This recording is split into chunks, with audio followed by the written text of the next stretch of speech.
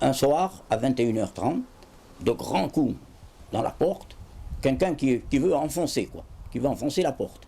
Donc, je me présente, j'ouvre, et je trouve les Allemands, avec leurs fusils qui étaient là, et qui gesticulaient que je ne comprenais pas. Ils m'attrapent, ils me tirent, et m'expulsent de la villa en me disant « dehors ». Et mon père, il rentre, et il s'adresse à mes parents, et les font tous sortir. Mes sœurs sont dans une petite poussette, les deux sœurs, et nous voilà tous, maman, papa, mon frère, et notre poussette, dehors, dans la rue, mais il fallait récupérer les affaires. Je vais vers la villa. Vers la villa, je tombe sur une sentinelle. Cette sentinelle est là, et naturellement, elle m'empêche tout accès. Il parle en allemand, je ne comprends pas. Et tous les matins, je venais pour essayer de récupérer du linge et ce qu'il y avait. Entre parenthèses, 800 kilos de miel nous avions, dans les placards.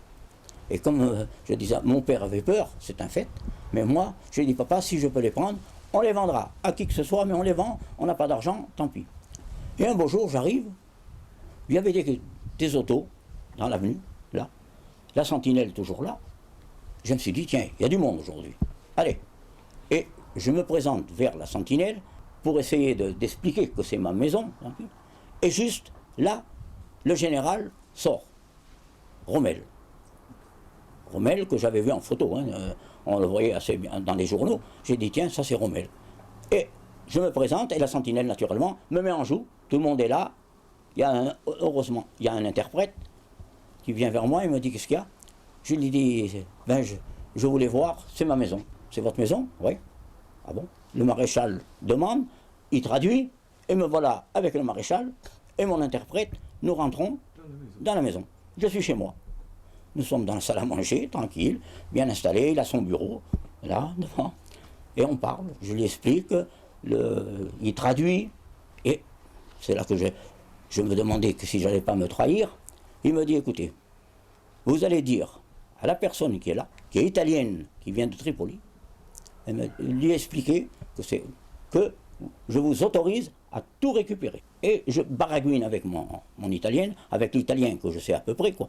Et je lui explique que je suis un enfant du pays et que c'est ma maison et je voudrais récupérer les affaires. Le lendemain, je ne perds pas de l'or. Je descends avec une charrette, un petit arabe, une charrette que M. Portelli a mis à notre disposition. Vous savez, ces grands chartons là, et un petit arabe, et nous descendons. La première des choses que je replie, c'est le miel, que je roule. Papa me dit, tu ne risques rien, les bocaux résistent à 2 kilos de pression, tu les fais rouler par terre, et nous les jetions. On n'a eu que 2 pots de cassés sur les 800. On a tout replié. Ils n'y avaient pas tapé dedans, non? Non, rien. Ils n'avaient pas ouvert. J'avais la clé du placard, ils n'avaient pas... Non, ils ont été, je peux vous dire, contrairement à ce que j'ai vu par la suite, quand j'entends les gens qu'ils ont pillé et tout, chez moi, ils n'ont rien touché. Il y avait le maréchal dedans, et j'ai tout pris. Le linge et tout ce qu'il nous fallait. Et naturellement, j'ai fait une bêtise. Quand on est jeune, quelle idée qui m'est passée. Je l'ai volé pour me venger. J'ai pris le balai, les bougies qu'ils avaient, et les cigares. Et tout fier, je m'amène à la maison avec ça. Vous pensez que mon père, il a drôlement réagi. Tu t'es trahi, il me dit. Bon, le lendemain, je suis revenu avec tout ça. Heureusement que mon italienne était complice, et j'ai tout posé. Et là, je peux vous jurer sur mon honneur, j'ai fait sauver 2 Anglais, qui étaient enfermés dans l'atelier. C'est avec la complicité de l'italienne, hein, de la cuisinière, qui est venue, qui m'a dit, en italien, je vais te montrer quelque chose. Elle a ouvert, elle avait la clé, parce qu'elle leur portait à manger. Elle a ouvert l'atelier, et dans l'atelier, il y avait deux gars qui étaient enchaînés, 2 hindous. Ils étaient enchaînés. J'ai compris à leurs yeux qu'ils essayaient de voir comment ils pouvaient se détacher. Et elle aussi, elle était complice, elle était heureuse que je les fasse sauver. C'était grave, parce que j'aurais aurait pu me trahir. Eh bien, j'ai ouvert le coffre où il y avait tout l'outillage. Les gars étaient très contents, ils m'ont fait signe de la tête que c'était très bon. Il y avait la scie à métaux, les burins, les marteaux, il y avait tout. Je leur ai montré le toit, ils n'avaient plus que les tuiles à enlever pour sortir, et la direction qu'ils devaient prendre pour monter vers le nord. Ils ont compris.